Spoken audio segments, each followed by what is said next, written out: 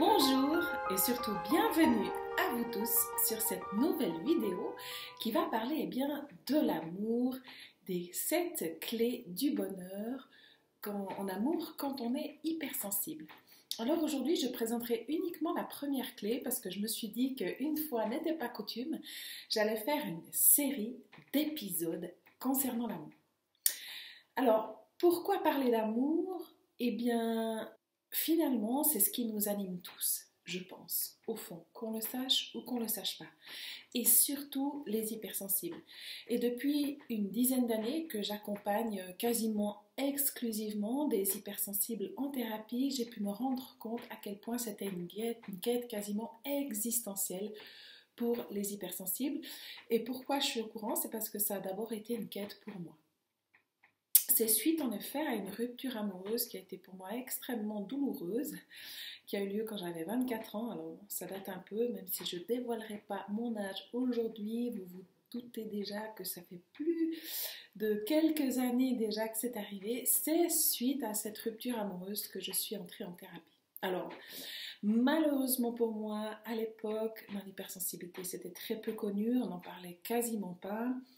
Les thérapeutes chez qui je suis allée finalement étaient certainement eux-mêmes hypersensibles mais avaient choisi une voie finalement de la psychanalyse qui leur avait convenu à eux mais qui ne m'a pas du tout convenu à moi. Donc je me suis mise à réfléchir, à essayer de comprendre, à essayer de démêler mon histoire personnelle et puis finalement à extrêmement intellectualiser ce qui m'était arrivé. Et puis, je pense que inconsciemment là derrière, j'avais envie d'être normale. Et puis, ce qui m'était transmis comme message, c'était que c'était une voie pour accéder finalement à cette guérison, à cette normalité. Mais alors, ça n'a pas du tout été le cas. Parce que j'ai essayé quelque part de me forcer à être comme tout le monde, et puis vous imaginez bien le résultat, c'est-à-dire que j'étais encore plus frustrée, encore plus malheureuse. Ça m'a certainement pas aidé à rencontrer quelqu'un, parce que même si j'ai eu quelques petites histoires comme ça, enfin quand je dis petites, c'est pas forcément duré, mais disons où je me suis pas engagée, où j'ai pas eu envie en tout cas de fonder une famille ou d'aller plus loin, soit c'était moi, soit c'était eux, mais en tous les cas ça n'a pas fonctionné. Et puis je me suis éloignée de moi-même. Dans cette hyper-intellectualisation, finalement, je me suis perdue et j'ai aussi perdu en route ma créativité, ma spontanéité. Et puis, finalement, certains des aspects qui faisaient aussi de moi la femme que je suis et peut-être les aspects qui ont séduit le compagnon avec qui je suis aujourd'hui. C'est pour ça que la première clé que j'ai envie de vous parler, c'est la clé qui dit ceci: soyez vous-même, tous les autres sont déjà pris. Alors, j'adore cette citation de Oscar Wilde, franchement, il me fait toujours rire dans les citations Oscar Wilde, et c'est vraiment tellement puissant et puis tellement difficile à atteindre, surtout quand on est hypersensible. C'est-à-dire que moi, en tout cas, j'avais introjecté l'idée que si j'étais pas heureuse en couple, si j'avais pas réussi à construire une relation stable, c'était parce que j'étais trop émotionnelle, parce que j'avais des émotions trop intenses, parce que j'étais trop passionnée, parce que je voulais vivre trop intensément dans mes relations. Et puis voilà, c'était ça le problème. Donc il fallait absolument que je prenne de la distance. Après, on m'avait dit aussi soit que j'étais trop indépendante, soit que j'étais trop dépendante. Enfin, j'ai entendu tout et son contraire, soit que j'étais trop dans le masculin, soit que j'étais trop dans l'émotionnel. Bon, finalement, ces deux aspects-là sont des paradoxes. Et puis après, justement, que le fait d'être une femme indépendante, ça faisait peur aux hommes parce qu'on ne leur laissait pas la place d'homme. Alors moi, je me disais, mais ok, donc en fait j'ai fait des années de thérapie pour être indépendante, pour avoir confiance en moi, puis maintenant c'est trop. Alors avant c'était parce que j'avais pas assez confiance que j'étais pas en couple, maintenant j'ai trop confiance et c'est pour ça que je suis pas en couple. Alors finalement ça n'allait jamais. Alors certainement j'ai un peu mal interprété une partie des propos, mais quand même je comprenais pas, et surtout plus ça allait, moins je faisais de rencontres, moins j'y croyais, pire c'était. Et honnêtement j'avais fini par accepter l'idée que j'allais être célibataire toute ma vie. Et à ma grande surprise, c'est sur le tard que j'ai rencontré celui qui partage aujourd'hui ma vie et qui est ma famille et qui est le papa de mon fils. Alors, pourquoi je vous dis tout ça? C'est que déjà, je trouve que quand on fait énormément de développement personnel, on lui dit tout le temps que pour que ça arrive, il faut y croire. Alors moi, je suis la preuve vivante que c'est pas vrai. Parce que je peux vous dire que j'y croyais, mais plus du tout. En fait, c'était tellement douloureux d'y croire et que ça n'arrive pas que j'avais fini par lâcher l'affaire. Et finalement, je m'étais faite à l'idée d'avoir une vie célibataire et j'avais trouvé là-dedans un équilibre. Et finalement, j'étais assez heureuse de la liberté que ça pouvait m'apporter, même si c'est vrai, j'étais en manque de partage. Après ce manque de partage, je pense qu'il serait arrivé quoi qu'il en soit, parce que c'est vrai que quand on est hypersensible, souvent on s'en sent un peu seul. Les gens avec qui on peut vraiment partager dans l'intimité profondément, ils sont assez rares.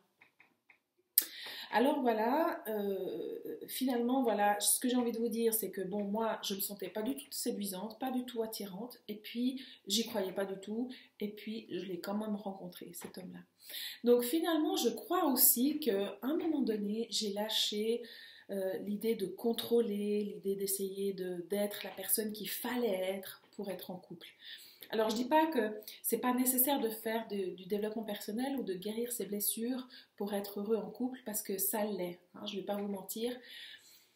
Maintenant, on nous dit aussi que voilà, pour être heureux, il faut avoir guéri ses blessures, et tout ceci évidemment avant de pouvoir créer un couple. Et moi j'y crois pas, parce que beaucoup des blessures, j'ai pu en prendre conscience et j'ai pu les guérir grâce au fait que j'avais créé un couple.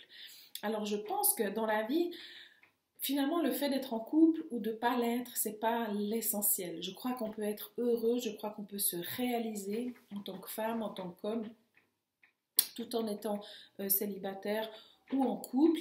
Je crois qu'il y a certaines choses dans la vie qu'on doit vivre et que, en fonction de ces apprentissages-là qu'on doit faire et qu'à mon avis on ne peut pas éviter, peut-être que la voie, ça sera la relation de couple, peut-être que la voie, ça sera une autre relation, mais dans tous les cas, la relation avec nous-mêmes est en jeu. Et c'est finalement ça le principal, c'est-à-dire que finalement, je crois quand même qu'on ne peut pas être heureux en couple si on n'arrive pas à s'accepter soi et si on n'arrive pas à assumer le fait d'être soi-même. C'est-à-dire que, pourquoi je vous dis ça, c'est qu'à un moment donné, moi je m'étais dit, ok, moi je suis quelqu'un d'émotionnel, c'est comme ça, tous mes chefs me l'ont toujours reproché, plus ou moins ouvertement, voilà, on me l'a souvent dit aussi en thérapie, etc., que c'était le problème.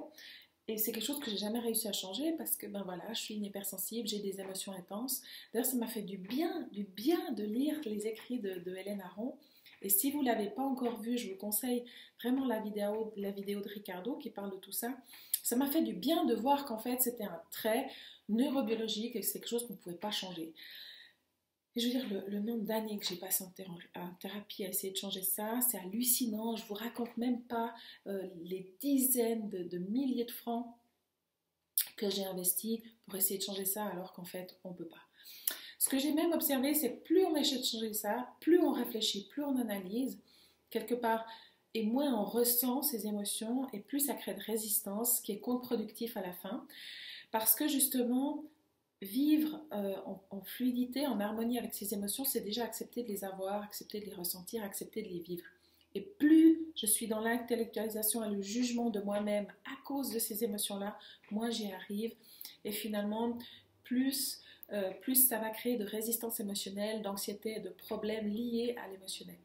En plus de ça, ce qu'on ne nous dit pas, c'est qu'en fait, d'avoir des émotions pour créer une relation intime avec une autre personne, et là, on pourrait parler de la relation de couple, mais c'est vrai pour n'importe quelle autre relation, c'est vraiment le sel de la relation. C'est ça qui crée le lien énergétique entre deux personnes.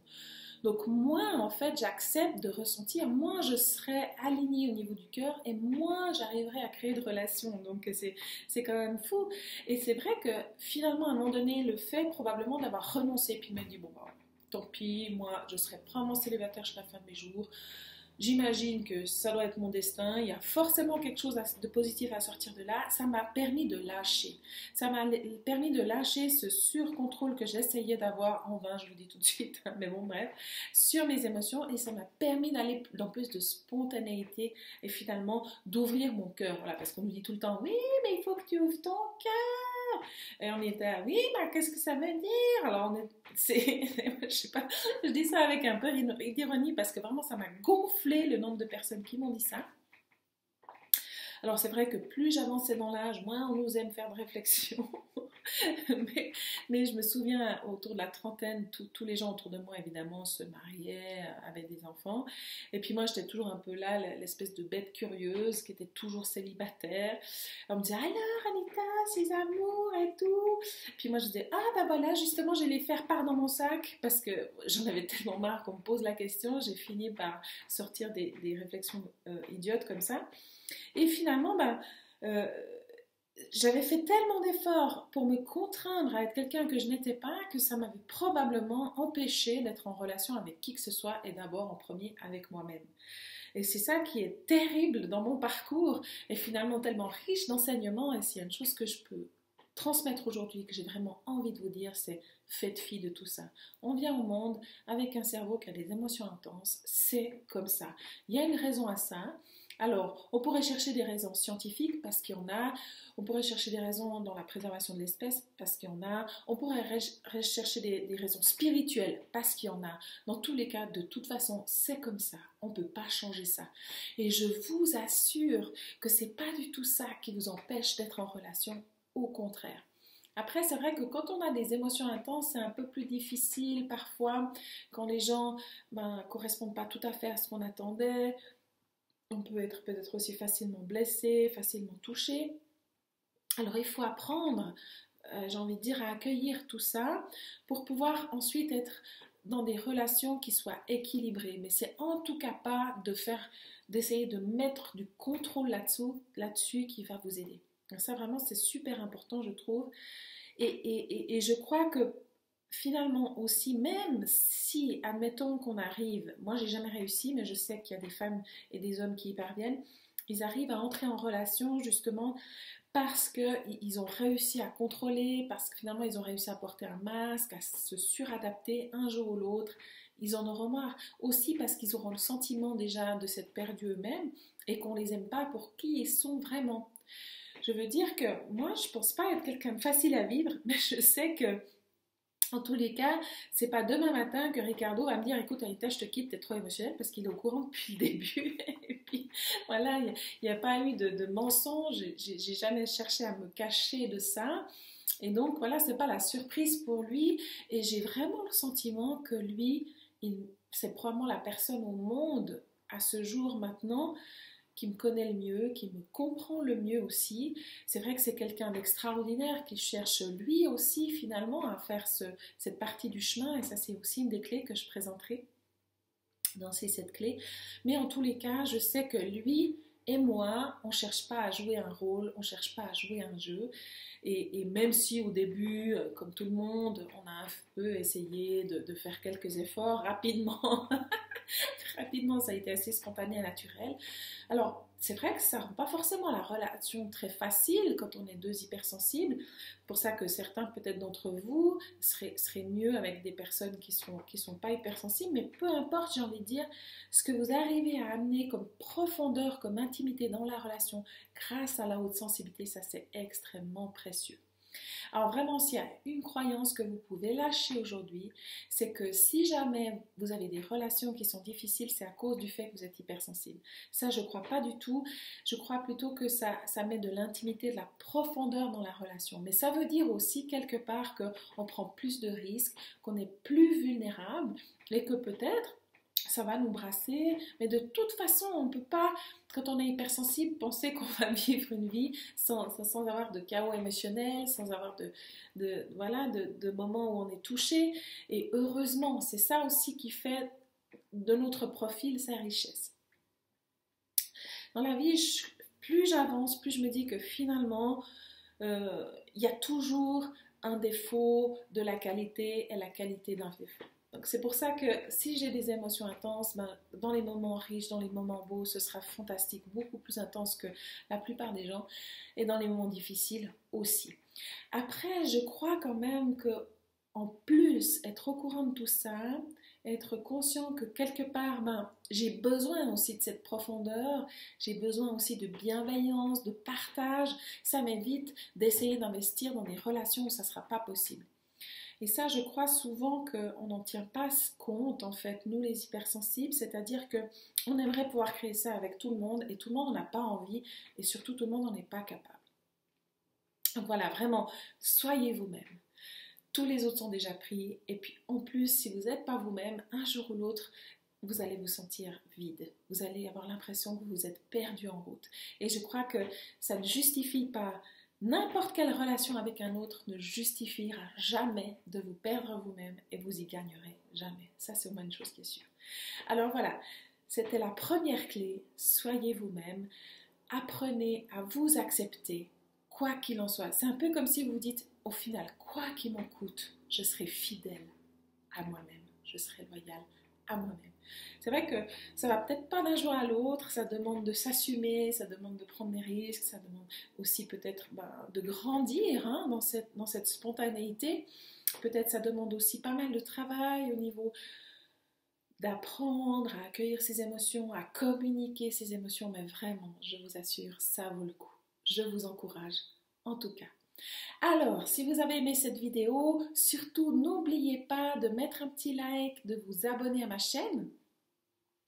Et puis, ne manquez surtout pas les prochaines clés pour vivre heureux en amour quand on est hypersensible. Venez nous rejoindre dans le groupe Facebook où on va vraiment créer un forum autour de l'amour hypersensible.